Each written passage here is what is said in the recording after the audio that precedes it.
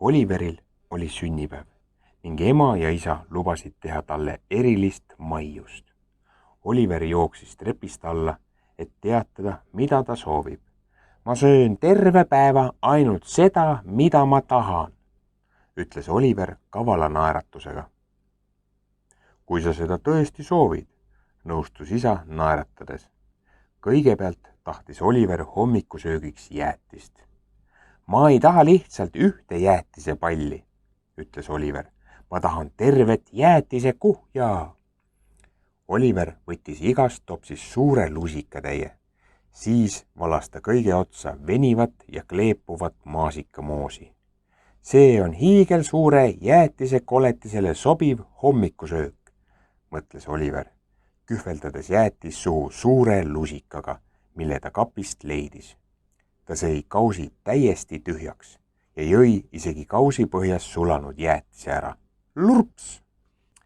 Järgmisena tahtis Oliver küpsiseid, aga mitte ainult ühte või kahte. Ma tahan küpsisekindlust, soovis Oliver. Tema küpsisekindlusel olid vahukommitornid ja šokolaadipiimast vallikraav. Täpselt küpsisekuninga jaoks sobib, ütles ta. Kui mul kõht tühjaks läheb, võin lihtsalt seina näksida. Kindluse ehitamine võttis kaua aega, aga selle söömine käis Oliveril kähku. Amps, krõmps. Märkamatult oligi lõunaaeg käes. Lähme parki piknikule, pakkus isa ja pakkis korvi maitsvaid võileibu.